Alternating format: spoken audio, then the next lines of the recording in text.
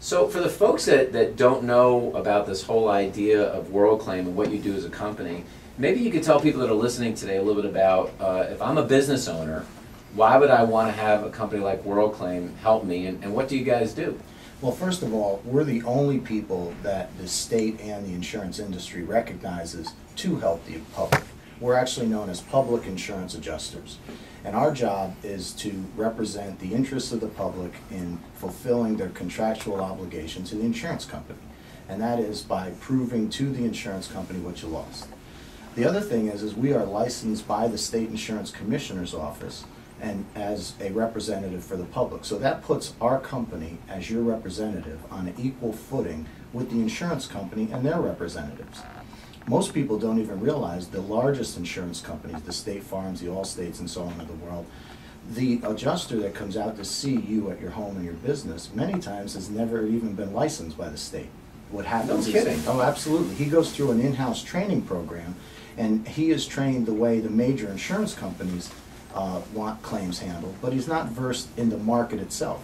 So when he says to you as a homeowner or a businessman, we don't do this in terms of claim approach to the claims, he may not do it like that because he's never taught that's the way the market responds.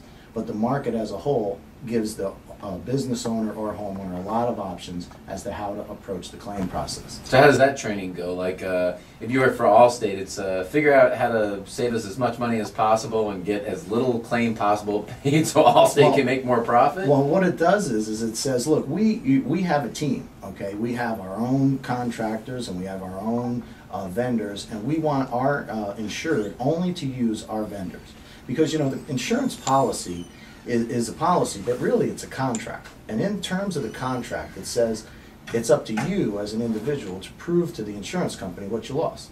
And everybody goes, gosh, what do you mean by that? Well, you've heard it before. You got to put a claim in. Well, the insurance industry has been around since they were sailing ships over from England. Right. From the cafe, Mr. Lloyd was, he got together with a bunch of merchants and said, hey, we're going to insure our stuff.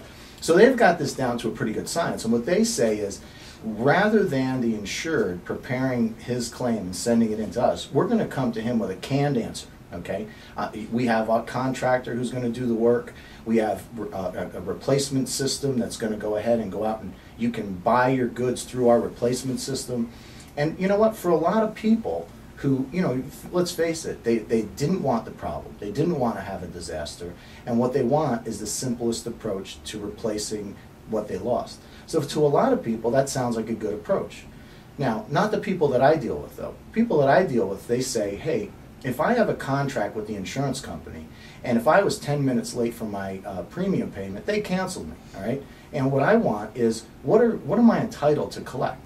And that's what my firm addresses. My firm addresses the contractual obligation that the insurance company has to pay you money based on what you lost. If you deal with the insurance company's approach, what happens is you sign an authorization and their vendors go to work. The contractor does the work, they come in and assess the value of your lost business, personal property, or your home inventory, and then they say you can buy all this stuff through our buying services. So how does this normally happen? So walk me through this. A guy owns a business. Right. His building's worth $1.2 million, and unfortunately there's an electrical fire, the building burns down, and then what do most business owners do when that happens if they have a policy through a State Farm or an Allstate?